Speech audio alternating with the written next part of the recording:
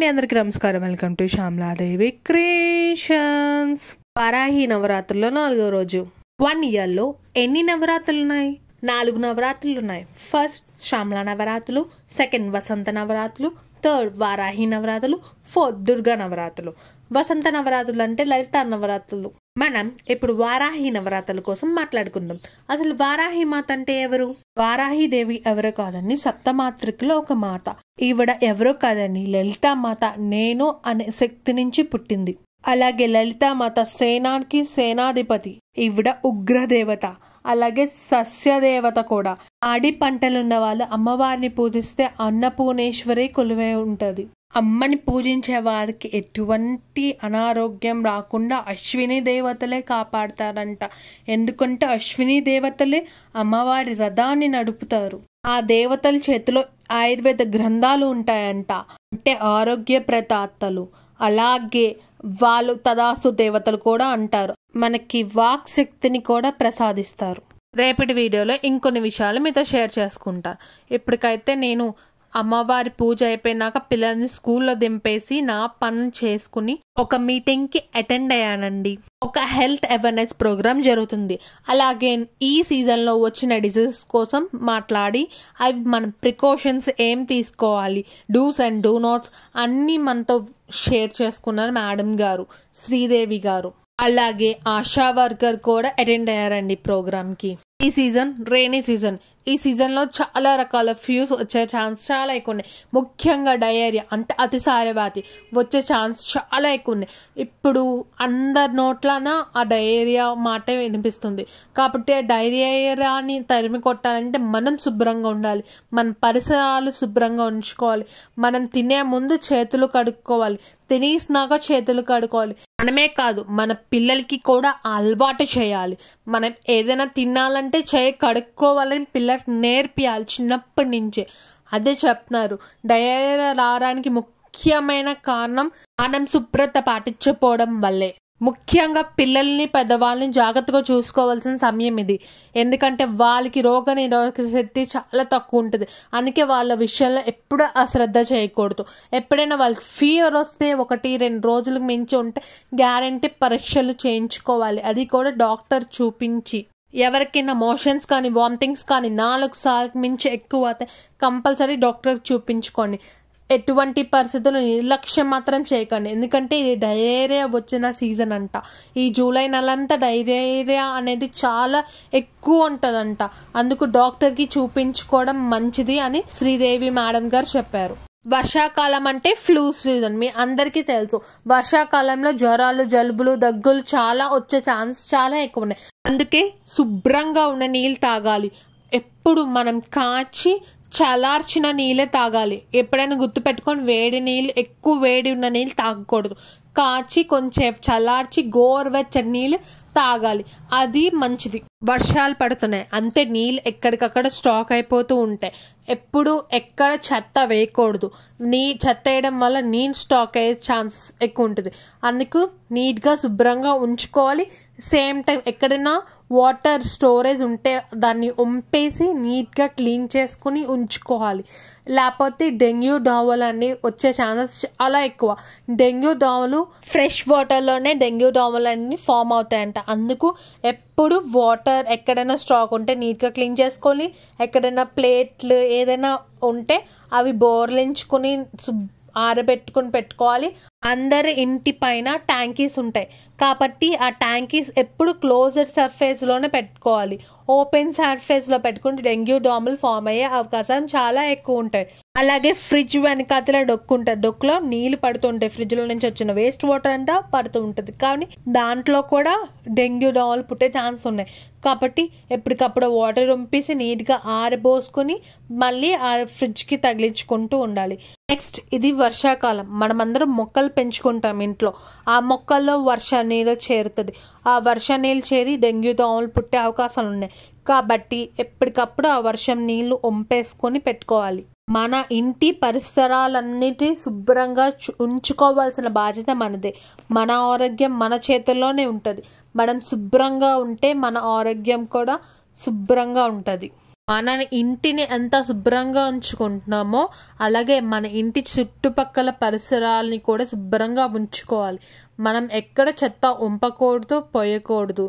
ఎవరైనా పోస్తే కంప్లైంట్ చేయండి లేదా క్లీన్ చేయించండి. మీరైనా క్లీన్ చేయండి, లేకపోతే రోజు శుభ్రం చేసే కార్మికులు వస్తారు కదా, వాళ్ళ చేతన శుభ్రం చేయించండి. మనం ఎంత శుభ్రంగా ఉన్నా, మన ఇంటి పరిసరాలు ఎంత శుభ్రంగా ఉంచినా, మనం ఆరోగ్యాన్ని కాపాడుకోవాలంటే మన ఆహార నియమాలు పాటించవలసిందే. ఎప్పుడైనా మనం ఏ వంట చేసే ముందు ఆ పాత్రను కడిగి శుభ్రంగా చేసుకుని వంట చెయ్యాలి. అలాగే మన చేతులు కడుక్కొని వంట చేయాలి. మనం కాయగూరలు కట్ చేసినా ఏం చేసినా శుభ్రంగా చేయాలి. అలాగే మనం బయట ఫుడ్ తినడం కూడా తగ్గించాలి. ఎందుకంటే వాళ్ళు ఏ చేతులతో చేస్తారో తెలియదు, ఏ వస్తువులతో చేస్తారో తెలియదు, మనలాగా హైజీనిక్ క్వాలిటీ క్వాంటిటీ మెయింటైన్ చేస్తారని మనకి తెలియదు. కాబట్టి మనం బయట ఆహారం తీసుకోకపోవడం మంచిది. మన సాధ్యమంత వరకు మనం తాగే నీళ్ళు కూడా మనం పట్టుకెళ్తే మరీ మంచిది. అలా చాలా విషయాలు చెప్పారు. నాకైతే ప్లాస్టిక్ విషయం బాగా నచ్చింది. ప్లాస్టిక్ వాడడం మానేయండి. మనం ఎక్కడికైనా బయటికి వెళ్ళినప్పుడు మన చేత సంచులు పట్టుకెళ్ళడం మంచిది. ఎందుకంటే ప్లాస్టిక్ కరగడానికి భూమిలో చాలా ఏళ్ళు పడుతుందంట. అలాగే భూమిని చాలా పొల్యూటెడ్ చేసేస్తుందంట. అందుకు ఎక్కడికి వెళ్ళినా మీరు ప్లాస్టిక్ కవర్ని మానేసి జూట్ బ్యాగ్స్ అమ్ముతున్నారు, వాటిని పట్టుకెళ్ళడం మంచిది. అలాగే వాటి వల్ల చాలా మందికి ఉపాధి అనేది పొందుతున్నారు. ప్లాస్టిక్ అయితే 1-2 సార్లు ఉపయోగించి పడేస్తాం. అలాంటి జూట్ బ్యాగ్స్ అయితే కొన్ని 100 సార్లు ఉపయోగించవచ్చు మంచి క్వాలిటీ కొనుక్కుంటే. అలాగే క్లాత్ సంచులు కూడా వస్తున్నాయి, అవి కూడా ఉపయోగించండి. ఎందుకు మన ఆరోగ్యాన్ని కాపాడుకోవడం ఎంత ముఖ్యమో మన భూమిని కాపాడుకోవడం అనేది ముఖ్యం. మన ఫ్యూచర్ జనరేషన్కి మంచి భూమిని, మంచి ఫర్టైల్ సాయిల్ని ఇవ్వడం మన బాధ్యతే. Save soil, save trees, save water, save energy and save earth. అలాగే కొన్ని వ్యాక్సినేషన్స్ వచ్చాయంట. టీబీ రాకుండా బీసీసీ వ్యాక్సినేషన్ లాంటి వ్యాక్సినేషన్స్ ఏవో వేస్తున్నారంట. మీరు ఎవరైనా వేసుకోవాలి అనుకుంటే మీ ఆశా వర్కర్ని ఒకసారి అడిగితే వాళ్ళు మీకు ఎక్కడ వేస్తున్నారో ఒక సెంటర్ చెప్తారు. ఎవరైనా ఇంటిలో టీబీ కానీ వచ్చిన వాళ్ళు ఉంటే కంపల్సరీ ఆ ఇంట్లో టీబీ వచ్చిన వాళ్ళు తప్ప మిగతా వాళ్ళు వ్యాక్సినేషన్స్ వేసుకుంటే వాళ్ళ టీబీ వచ్చే ఛాన్సెస్ తగ్గుతాయంట. ఈ వ్యాక్సినేషన్ తావడానికి ముఖ్య ఉద్దేశం ఏంటంటే టీబీని చాలా వరకు అరికట్టడం కోసం. ఫ్యూచర్లో మలేరియా అండ్ డెంగ్యూకి కూడా వ్యాక్సినేషన్స్ అనేది వస్తాయంట. ముఖ్యంగా ఈ టీబీ వ్యాక్సినేషన్ అయితే ఎవరైతే షుగర్ పేషెంట్స్, బీపీ పేషెంట్స్ ఉన్నారో వాళ్ళు వేసుకోవడం మంచిది అని చెప్పారు ఆశా వర్కర్ గారు. చాలా మందిలు భయపడుతున్నారంట వ్యాక్సినేషన్ వేయించుకోవడానికి. ఎందుకంటే ఆ వ్యాక్సిన్ వేయించుకుంటే కురుపు లాంటిది వస్తుంది అని. ఏమీ లేదండి, చిన్నపిల్లలకి మనం వ్యాక్సినేషన్ పుట్టింగానే టీకా ఇస్తాం కదా, అలాగే ఆ వ్యాక్సినేషన్ కూడా బొడిపెక్కుతుందంట. భయపడవలసిన అవసరమే లేదు. ఆ బొడుపు ఎక్కినప్పుడు చిన్న కన్నం పడుతుందంట. అది నీట్గా ఎప్పటికప్పుడు క్లీన్ చేసుకుని పెట్టుకుంటే అది ఏమీ అవ్వదంట. అది కొన్ని రోజుల మానిపోతుందంట కూడా. ఏమీ లేదండి, చిన్నపిల్లలకి టీకాలు వేస్తాం కదా, అలాగా వస్తుందంట చేతి మీద టీకా వ్యాక్సినేషన్ వేయించుకున్న వాళ్ళకి. అందుకు మీకు ఎవరికైనా ఇంట్రెస్ట్ ఉంటే మీరు ఆశా వర్కర్ని అడిగితే మీకు ఆ డీటెయిల్స్ అన్నీ ఇస్తారు. మీరైతే భయపడకండి అని ఆశా వర్కర్ గారు మనకి వ్యాక్సినేషన్ కోసం మొత్తం వివరంగా చెప్పారు. చూస్తున్నారు కదా స్క్రీన్ మీద, మేడం మన తరపున ఆశా వర్కర్ని అడుగుతున్నారు వ్యాక్సినేషన్స్ కోసం. ఏంటి మాకు ఇట్లా అయిపోతుంది ఏంటి అని సరదాగా అడుగుతున్నారు. మేడం మనకి ఏమవుతుంది ఆ ప్రాసెస్ అంతా నీట్గా ఎక్స్ప్లెయిన్ చేస్తున్నారు.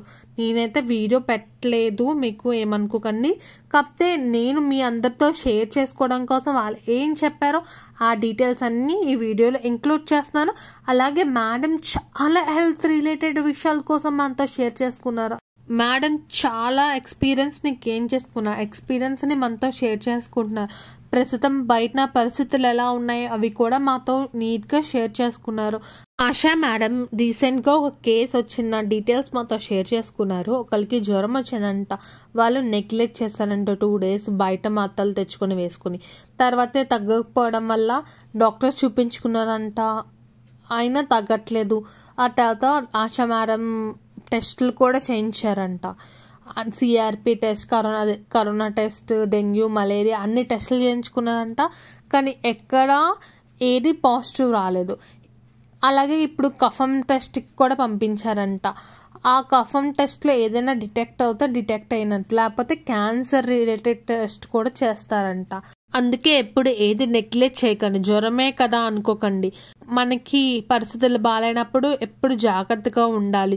ఈ విషయం అయితే మేము భయపెట్టడం కోసం మేము షేర్ చేసుకోవట్లేదు, జస్ట్ మీకు అవేర్నెస్ కలిగించడం కోసం మేము షేర్ చేసుకుంటున్నామని ఆశా వర్కర్ మ్యామ్ అలాగే శ్రీదేవి మ్యామ్ కూడా షేర్ చేసుకున్నారు మాతో. శ్రీదేవి మ్యామ్ అయితే ఇంకా చాలా విషయాలు షేర్ చేసుకున్నారు. మనం ఇంట్లో ఏమేమి చేస్తే చాలా మంచిది, మన ఆరోగ్యానికి బెనిఫిట్స్ అని చాలా విషయాలు చెప్పారు. అల్యూమినియం అనే పాత్రలు వాడకూడదంట, దానివల్ల క్యాన్సర్ వచ్చే ఛాన్సెస్ చాలా ఎక్కువ పెరుగుతాయంట. అల్యూమినియం అనేది ఫుడ్లో కలిసిపోయే ఛాన్స్ ఉన్నాయంట, కాబట్టి అల్యూమినియంని టోటల్గా అవాయిడ్ చేయమని చెప్పారు. అలాగే మీలో ఎంతమందిలో ఫ్రైడే ఇస్ డ్రై డే అని స్లోగన్ విన్నారు? ఎవ్రీ ఫ్రైడే చెత్త కలెక్ట్ చేసుకున్న వాళ్ళు ఈ చెప్తారు కదా, ఫ్రైడేస్ డ్రై డే. ఎందుకు? మనం డెంగ్యూ వ్యాధిని అరికట్టడం కోసం ఇది స్లోగన్ని ప్రభుత్వం మన కోసం ఇంట్రడ్యూస్ చేశారు. అంటే ఫ్రైడే డ్రై డే అంటే మన ఆ రోజైనా ఇంట్లో ఉన్న వస్తువులు ఏదైతే నీళ్ళు స్టోర్ చేసుకున్నామో ఆ నీళ్ళు స్టోర్ చేసుకున్న ఆ నీళ్ళన్నీ వంపేసి అది ఒక రోజంతా ఎండలో ఆరిపోస్తాయంట. ఎక్కడైనా సందుల్లోని ఉండిపోయే లావా చిన్న చిన్నవి ఏవైనా ఉన్నా అవి చచ్చిపోతాయంట. అందుకు ఫ్రైడేస్ డ్రై డే అని అలవాటు చేశారు. అలాగే ఫ్రైడే అనే కాదు, వారంలో ఒక్క రోజైనా మనం అది కంపల్సరీ చెయ్యాలి అంట. అలాగే మేడం చాలా విషయాలు షేర్ చేసుకున్నారు. ముందులో క్యారీ బ్యాగ్ అలాంటివి ఏం పట్టుకెళ్ళే వాళ్ళు కాదంట, కానీ ఇప్పుడు కంపల్సరీ ఎక్కడికి వెళ్ళినా క్యారీ బ్యాగ్ పట్టుకెళ్తారంట. అలాగే వాటర్ బాటిల్ అన్నీ క్యారీ చేస్తారంట. చాలా గ్రేట్ కదా, తన తప్పుని ఒప్పుకొని తన మార్పుని కూడా అందరికీ చెప్పడం, తను ఫస్ట్ పాటించి మిగతా వాళ్ళకి చెప్పడం. మేడం తన ఇంట్లో చేస్తున్న కొన్ని టిప్స్ మాతో షేర్ చేసుకున్నారు. ఏంటో తెలుసా, మేడం అయితే వాళ్ళ ఇంట్లో వాళ్ళ ఆకుకూరలు వాళ్ళే పండించుకుంటారంట, గార్డెన్ పెట్టుకొని. ఎటువంటి ఫర్టిలైజర్స్ కెమికల్స్ లేకుండా నీట్గా వాళ్ళు సహజంగా పండించుకుంటారంట తన గార్డెన్లో కూరగాయలు. మేడం ఇంకా చాలా హెల్త్ టిప్స్ చెప్పారు. ఇప్పటికే వీడియో లెంత్ ఎక్కువ అయిపోయింది, అందుకే మీతో షేర్ చేసుకోలేకపోతున్నాను. మళ్ళీ నెక్స్ట్ వీడియోలో షేర్ చేసుకుంటా. మీ అమూల్యమైన స్పందన నాకు కామెంట్ సెక్షన్లో షేర్ చేయండి. మీకు తెలిసిన విషయాలు నాతో షేర్ చేసుకుని, నాకు తెలిసిన విషయాలు మీతో షేర్ చేసుకుంటా. రండి కామెంట్ సెక్షన్లో మాట్లాడుకుందాం. Thanks for watching. బాయ్. ఇంతవరకు చూసారంటే please like, share and subscribe.